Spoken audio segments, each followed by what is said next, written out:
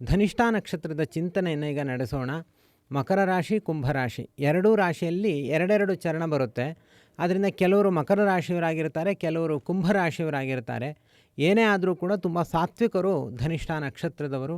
ಧನಿಷ್ಠಾ ನಕ್ಷತ್ರದವರಿಗೆ ಹೊರಗಿನ ಸಮಾಜದಲ್ಲಿ ಬೆರೆಯುವಂತಹ ಹಾಗೂ ಅದರಲ್ಲಿ ತಮ್ಮನ್ನು ಗುರುತಿಸಿಕೊಳ್ಳುವಂತಹ ಸ್ವಭಾವ ಇರುತ್ತೆ. ಧನಿಷ್ಠಾ ನಕ್ಷತ್ರದವರು ಸಂಗೀತ, ಸಾಹಿತ್ಯ ಇವುಗಳಲ್ಲೂ ಕೂಡ ತುಂಬ ಆಸಕ್ತಿಯನ್ನು ಹೊಂದಿರ್ತಾರೆ. ಒಂದೊಂದು ನಕ್ಷತ್ರಕ್ಕೆ ಒಬ್ಬೊಬ್ಬ ದೇವತೆಗಳನ್ನು ದೇವರು ಯೋಜನೆ ಮಾಡಿರ್ತಾನೆ. ಹಾಗೆ ಧನಿಷ್ಠಾ ನಕ್ಷತ್ರದವರಿಗೆ ಅಷ್ಟವಸುಗಳೇ ಅಭಿಮಾನಿ ದೇವತೆಗಳು. ಅಂದರೆ ವಸುಗಳಿಗೆಲ್ಲ ಇವರು ನಿಯಾಮಕರು. ಆದ್ದರಿಂದ ಇವರಿಗೆ ಧನ ಮತ್ತು ವಸು ಅಂದರೆ ಸ್ವಲ್ಪ ಇಷ್ಟ ಜಾಸ್ತಿ ಧನಿಷ್ಠಾ ನಕ್ಷತ್ರದವರಿಗೆ. ಇವರ ಪರಿಚಯಾತ್ಮಕವಾದ ಶ್ಲೋಕ ಹೀಗಿದೆ: ಧನಿಷ್ಠಾಸು ಸಮುತ್ಪನ್ನ ಶೂರೋ ದಾನಿ ಪ್ರಿಯಂ ವದಃ. ಒಳ್ಳೆ ಮಾತುಗಳನ್ನ ಆಡ್ತಾರೆ, ದಾನವನ್ನು ಮಾಡ್ತಾರೆ, ಶೂರರಾಗಿರ್ತಾರೆ. ಕೀರ್ತಿಮಾನ ಧನ ಸಂಪನ್ನ, ಒಳ್ಳೆ ಕೀರ್ತಿಯನ್ನು ಅಪೇಕ್ಷೆ ಪಡ್ತಾರೆ. ಸಂಗೀತೇಶು ವಿಶಾರದ, ಮತ್ತು ಸಂಗೀತ ಸಾಹಿತ್ಯ ಇವುಗಳಲ್ಲೂ ಕೂಡ ಆಸಕ್ತಿಯನ್ನು ಬೆಳೆಸಿಕೊಳ್ತಾರೆ ಧನಿಷ್ಠಾ ನಕ್ಷತ್ರದವರು. ಇಲ್ಲಿ ಧನಿಷ್ಠಾ ನಕ್ಷತ್ರ ಆ ಹೆಸರೇ ಹೇಳುವಂತೆ ಧನನಿಷ್ಠರು ಧನಿಷ್ಠರು ಅಂತ. ಅಂದರೆ ಆ ಹಣದ ಬಗ್ಗೆ ಸ್ವಲ್ಪ ಒಲವು ಹೆಚ್ಚಿರುತ್ತೆ ಮತ್ತು ಸಮಾಜದಲ್ಲಿ ತಮ್ಮನ್ನು ಗುರುತಿಸಿಕೊಳ್ಳಬೇಕು ಅನ್ನುವಂತಹ ಪ್ರಯತ್ನವನ್ನು ಮಾಡ್ತಾರೆ. ಒಂದು ವೇಳೆ ಅವರಿಗೆ ಆ ಪ್ರಯತ್ನ ವಿಫಲ ಆಯಿತು ಅಂದರೆ ಸಿಟ್ಟು ಬರುತ್ತೆ, ಬೇಸರ ಮಾಡಿಕೊಳ್ತಾರೆ. ತುಂಬ ಬೇಗ ಸಿಟ್ಟು ಬರುತ್ತೆ ಅವರಿಗೆ ಮತ್ತು ಬೇಗ ಶಾಂತವಾಗುತ್ತೆ. ಸಹನೆ ಸ್ವಲ್ಪ ಕಡಿಮೆ ಇರುತ್ತೆ. ಕೆಲವೊಬ್ಬರಿಗೆ ಅಹಂಕಾರ ಇರುತ್ತೆ. ಅಂದರೆ ಈ ದೋಷಗಳನ್ನು ನಾವು ತೆಗಿಲಿಕ್ಕೆ ನಾವು ಪ್ರಯತ್ನವನ್ನು ಮಾಡಿದ್ರೆ ಧನಿಷ್ಠಾ ನಕ್ಷತ್ರ ತುಂಬ ಒಳ್ಳೆಯ ಒಂದು ಭವಿಷ್ಯವನ್ನು ಕಾಣುವಂತಹ ನಕ್ಷತ್ರ. ಧನಿಷ್ಠಾ ನಕ್ಷತ್ರದ ಬಗ್ಗೆ ಒಂದು ಕಥೆ ಹೇಳಿದ್ರೆ ಪೂರ್ಣ ನಿಮಗೆ ಅವರು ಹೇಗಿರ್ತಾರೆ ಅಂತ ಮನದಟ್ಟಾಗಿಬಿಡುತ್ತೆ. ಒಂದು ಊರಿನಲ್ಲಿ, ಒಂದು ಸಣ್ಣ ಊರು, ಅದರಲ್ಲಿ ಆದಿತ್ಯ ಅಂತ ಒಬ್ಬ ಯುವಕ ಇರ್ತಾನೆ. ಅನೇಕರು ಇದ್ದಾರೆ ಅದರಲ್ಲಿ. ಇವನ ಸ್ವಭಾವ ಹೇಗೆ ಅಂದರೆ ಯಾವಾಗಲೂ ಇನ್ನೊಬ್ಬರಿಗೆ ನಾನು ಪರೋಪಕಾರ ಮಾಡಬೇಕು ಅಂತ. ಯಾರೇ ಏನೇ ಕಷ್ಟದಲ್ಲಿದ್ದರೂ ತಾನೇ ಅಲ್ಲಿ ಹೋಗಿ ಮೊದಲನೇ ಹೆಜ್ಜೆಯನ್ನು ಇಟ್ಟಿರ್ತಾನೆ. ಆ ಥರದವನು. ಒಂದು ಬಾರಿ ಏನಾಗುತ್ತೆ, ಆ ಊರಿನಲ್ಲಿ ದೊಡ್ಡ ಮಟ್ಟದಲ್ಲಿ ಮಳೆ ಬರುತ್ತೆ. ಆ ಮಳೆ ಸಾಧಾರಣ ಮಳೆ ಆಗಿರಲಿಲ್ಲ, ನೂರಾರು ಮನೆಗಳೇ ಬಿದ್ದು ನಾಶ ಆಗಿಬಿಡುತ್ತೆ. ಆ ಸಂದರ್ಭದಲ್ಲಿ ಎಲ್ಲರೂ ಕೂಡ ಬುದ್ಧಿಭ್ರಾಂತರಾಗಿ ಬಿಡ್ತಾರೆ, ದುಃಖವನ್ನು ಅನುಭವಿಸ್ತಾರೆ, ಅಳ್ತಾರೆ, ಕೂಗ್ತಾರೆ, ಏನು ಮಾಡಬೇಕು ದಿಗ್ಭ್ರಾಂತರಾಗಿಬಿಟ್ಟಿರ್ತಾರೆ. ಆಗ ಇವನು, ಯಾರು ಆದಿತ್ಯ ಅನ್ನುವಂತಹ ಯುವಕ ಏನಿದ್ದಾನಲ್ಲ, ಇವನೇನೂ ಇಲ್ಲ, ಸೀದಾ ಊರಿನ ಮಧ್ಯಕ್ಕೆ ಬಂದು ಒಂದು ಮೈಕ್ ಹಾಕ್ಕೊಂಡು ಕೂಗ್ತಾನೆ: ಯಾರೂ ಕೂಡ ಭಯಪಡಬೇಡಿ, ಯಾರೂ ಚಿಂತೆ ಮಾಡಬೇಡಿ, ನಾವು ಎಲ್ಲರೂ ಕೂಡ ಒಗ್ಗಟ್ಟಾಗೋಣ. ಒಗ್ಗಟ್ಟಾದರೆ ನಮ್ಮಲ್ಲಿರುವಂಥ ಆಸ್ತಿಯನ್ನು ಪರಸ್ಪರ ಹಂಚಿಕೊಳ್ಳೋಣ, ಕಷ್ಟದಲ್ಲಿರೋರಿಗೆ ಸಹಾಯ ಮಾಡೋಣ.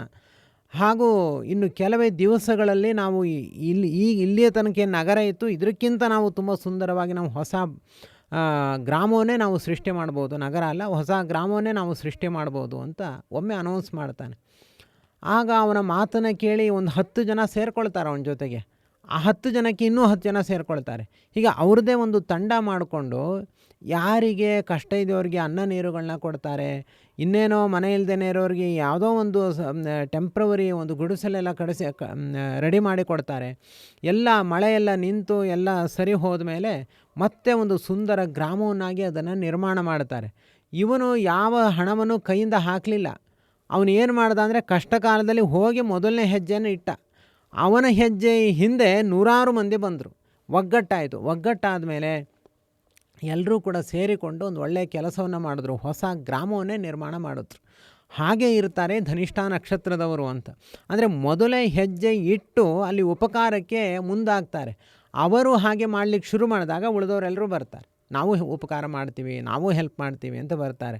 ಧನಿಷ್ಠಾ ನಕ್ಷತ್ರದವರ ಸ್ವಭಾವ ಹೇಗಿರುತ್ತೆ, ಅವರ ಸಮಾಜದಲ್ಲಿ ಬೇಗ ಬೆರೆತುಕೊಳ್ತಾರೆ, ಎಲ್ಲರಿಗೂ ಕೂಡ ಬೇಗ ಉಪಕಾರವನ್ನು ಮಾಡ್ತಾರೆ ಮತ್ತು ಬೇಗ ಹರಟು ಕೂಡ ಮಾಡ್ಕೊಳ್ತಾರೆ. ಧೈರ್ಯ ಮತ್ತು ಕಾರ್ಯಕ್ಷಮತೆ ಇವರನ್ನು ನೋಡಿ ನಾವು ಕಲಿಬೇಕು. ಅತಿಯಾದ ವೇಗ ಇರುತ್ತೆ, ಸಹನೆ ಕಡಿಮೆ ಇರುತ್ತೆ, ಮತ್ತು ಏರಿಳಿತ ಜಾಸ್ತಿ ಅಂತ ಇವರ ಜೀವನದಲ್ಲಿ. ಹಣ ಬರುತ್ತೆ, ಹಣ ಹೋಗುತ್ತೆ.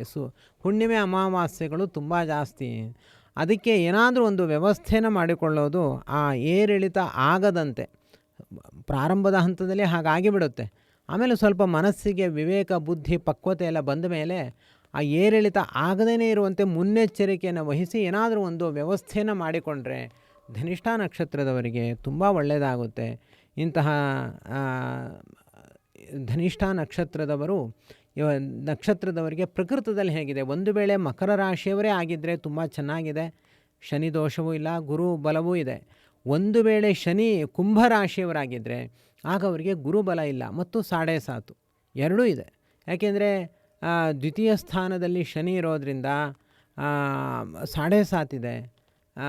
ಮತ್ತು ಗುರು ಕೂಡ ಇಷ್ಟು ದಿವಸ ಪಂಚಮದಲ್ಲಿ ಇದ್ದ, ಜೂನ್ ತಿಂಗಳ ಆದಮೇಲೆ ಷಷ್ಠ ಸ್ಥಾನಕ್ಕೆ ಬರೋದರಿಂದಾಗಿ, ಶತ್ರುಸ್ಥಾನಕ್ಕೆ ಗುರು ಬರೋದರಿಂದಾಗಿ ಇವರು ನಂಬಿದವರೆಲ್ಲ ಕೈ ಕೊಡ್ತಾರೆ. ಯಾರ ಮೇಲೆ ವಿಶ್ವಾಸ ಇಡ್ತಾರೋ ಅವರೆಲ್ಲ ಅವಿಶ್ವಾಸಿಗರಾಗ್ತಾರೆ ಮತ್ತು ಹಣವನ್ನು ಕಳೆದುಕೊಳ್ತಾರೆ. ಸಂತಾನಾದಿಗಳಿಗೂ ಕೂಡ ತೊಂದರೆ ಇದೆ, ವಿವಾಹಾದಿಗಳಿಗೂ ಕೂಡ ತೊಂದರೆ ಇದೆ. ಅದಕ್ಕೋಸ್ಕರ ನಾವು ಗುರುಬಲವನ್ನು ಪಡೆದುಕೊಳ್ಳುವುದು ತೀರಾ ಅನಿವಾರ್ಯತೆ. ಇಂತಹ ಸಂದರ್ಭದಲ್ಲಿ ನಾನು ನಿಮಗೆ ಒಂದು ಒಳ್ಳೆಯ ಸಲಹೆಯನ್ನು ನೀಡ್ತೀನಿ. ಇಲ್ಲಿ ಹೇಳಿದ್ದು ಮಾತ್ರವಲ್ಲದೆ ನಿಮ್ಮ ವೈಯಕ್ತಿಕವಾಗಿ ಯಾವುದೇ ಸಮಸ್ಯೆಗಳಿದ್ದರೂ ಕೂಡ, ನಿಮ್ಮ ಕಾರ್ಯಗಳಲ್ಲಿ ಯಾವುದೇ ಅಡೆತಡೆಗಳಿದ್ದರೂ ನೀವು ಲಕ್ಷ್ಮೀ ನಿಲಯನಾಗಿರುವಂತಹ ಶ್ರೀ ನಾರಾಯಣ ದೇವರನ್ನು ಅಥವಾ ಶ್ರೀಕರ ನಾರಾಯಣ ದೇವರನ್ನು ವಿಶೇಷವಾಗಿ 1 ವರ್ಷಗಳ ಕಾಲ ಅಖಂಡವಾಗಿ ಸೇವಿಸಿರಿ, ಆರಾಧಿಸಿರಿ, ಭಜಿಸಿರಿ ಹಾಗೂ ಅವರ ಬಗ್ಗೆ ತಿಳಿದುಕೊಳ್ಳಿರಿ. ಆಗ ನಿಮ್ಮ ಕಷ್ಟಗಳು ಅದು ಎಷ್ಟೇ ಕಠಿಣವಾಗಿದ್ದರೂ ಕೂಡ ಪರಿಹಾರವಾಗುತ್ತೆ. ನಾವು ಒಂದು ಹೆಜ್ಜೆ ರಸ್ತೆಯಲ್ಲಿ ಇಟ್ಟಾಗ ಆ ಮಾರ್ಗ ಅತ್ಯಂತ ದೀರ್ಘವಾದ ಮುಂದಿನ ಮಾರ್ಗ ಎಲ್ಲವೂ ಕೂಡ ಹೇಗೆ ಗೋಚರವಾಗುತ್ತೋ ಹಾಗೆ ಒಂದು ಹೆಜ್ಜೆ ನಾವು ಶ್ರೀಕರ ನಾರಾಯಣ ದೇವರ ಬಳಿ ಇಟ್ಟಾಗ ನಮ್ಮ ಭವಿಷ್ಯದ ಮುಂದಿನ ಎಲ್ಲ ದಾರಿಯೂ ಕೂಡ ಗೋಚರವಾಗುತ್ತೆ. ಲಕ್ಷ್ಮೀ ವೀಕ್ಷಣವೆಂಬ ಶ್ರೀಮನ್ನಾರಾಯಣ ದೇವರ ವೀಕ್ಷಣ ಎಂಬ ದೀಪ ಆ ದಾರಿಯಲ್ಲಿ ಬೆಳಗುತ್ತೆ. ನಿರಾತಂಕವಾಗಿ ನಾವು ಸಂತೋಷ, ಉಲ್ಲಾಸ, ಉತ್ಸಾಹಗಳಿಂದ ಆ ದಾರಿಯಲ್ಲಿ ನಾವು ಚೇತೋಹಾರಿಗಳಾಗಿ ನಾವು ಸಾಗಬಹುದು. ಅದಕ್ಕೋಸ್ಕರ ಕಿಮಲಭ್ಯಂ ಭಗವತಿ ಪ್ರಸನ್ನೆ ಶ್ರೀನಿಕೇತನೆ ಎಂಬಂತೆ ಶ್ರೀ ಲಕ್ಷ್ಮೀನಾರಾಯಣ ದೇವರು ನಮ್ಮ ವಿಷಯದಲ್ಲಿ ಪ್ರಸನ್ನರಾದರೆ ಅದಕ್ಕಿಂತ ಸಂತೋಷದ ಸಂಗತಿ ಮತ್ತೊಂದು ಇರೋದಿಲ್ಲ. ಈ ಜನ್ಮ ಸಿಕ್ಕಿರುವುದೇ ನಮಗೆ ಲಕ್ಷ್ಮೀನಾರಾಯಣ ದೇವರ ಸೇವೆಗೋಸ್ಕರ ಅಂತ ತಿಳಿದು ಈ ಒಂದು ಸಮಸ್ಯೆಗಳ ಪರಿಹಾರಕ್ಕೋಸ್ಕರ, ಯಾವುದೇ ಕೆಲಸಗಳ ಅಡ್ಡಿ ಆತಂಕಗಳ ಪರಿಹಾರಕ್ಕೋಸ್ಕರವಾದರೂ ಕೂಡ 1 ವರ್ಷಗಳ ಕಾಲ ಅಖಂಡವಾಗಿ ಶ್ರೀ ಲಕ್ಷ್ಮೀನಾರಾಯಣ ದೇವರ ಸೇವೆಯನ್ನು ಮಾಡಿ ಎಲ್ಲ ಗ್ರಹಬಾಧೆಗಳೂ ಕೂಡ ದೂರತೋಪಾಸ್ತವಾಗುತ್ತೆ ಹಾಗೂ ನಿಮ್ಮ ಇಷ್ಟಾರ್ಥಗಳು ಬಹುಬೇಗ ಅದು ಸಿದ್ಧಿಯಾಗುತ್ತೆ. ಅಥವಾ ಗ್ರಹಗಳಲ್ಲಿ ಈಗಾಗಲೇ ಹೇಳಿದಂತೆ ಒಳ್ಳೆಯದಿದ್ದರೂ ಕೂಡ ಅದು ನಮಗೆ ವರವಾಗಿ ನಮಗೆ ದೊರಕುತ್ತೆ. 1 ವರ್ಷಗಳ ಕಾಲ ಸೇವೆ ಕಠಿಣವಾಗಿದ್ದರೆ ಅಧಿಕ ಮಾಸದ 1 ತಿಂಗಳ ಸೇವೆನಾದರೂ ಕೂಡ ಮಾಡಿ, ಅಧಿಕ ಮಾಸದ ಈ ಸೇವೆ ತುಂಬ ಚೆನ್ನಾಗಿರುತ್ತೆ. ನಾವು ಆಚರಿಸುವ ಶ್ರೀಕರ ನಾರಾಯಣ ದೇವರ ಅಧಿಕ ಮಾಸದ ಸೇವೆಯಲ್ಲಿ ನೀವು ಪಾಲ್ಗೊಳ್ಳಿ. ಇದರ ಬಗ್ಗೆ ಪೂರ್ಣವಾದ ಮಾಹಿತಿಯನ್ನು ಪಡೆದುಕೊಳ್ಳಿ. ನಿತ್ಯವೂ ಕೂಡ ಭಾಗವತ ಗ್ರಂಥದ ಶ್ರವಣ ಇರುತ್ತೆ.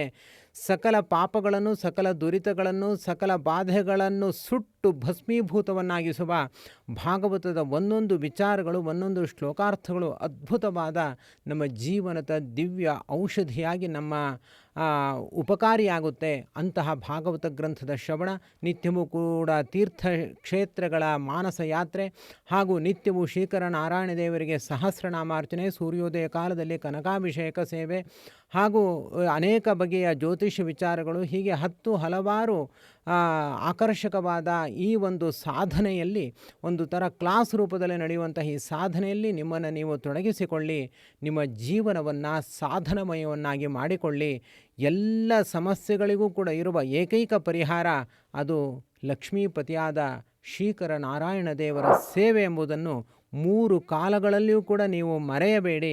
ಇದು ಅತ್ಯಂತ ಕಠಿಣವಾದ ವಿಚಾರ ಹಾಗೂ ಅತ್ಯಂತ ಸತ್ಯವಾದ ವಿಚಾರ. ಇದನ್ನು ಅರ್ಥ ಮಾಡಿಕೊಂಡು ನೀವು ದೇವರ ಸೇವೆಯಲ್ಲಿ ನಿಮ್ಮನ್ನು ತೊಡಗಿಸಿಕೊಳ್ಳಿ.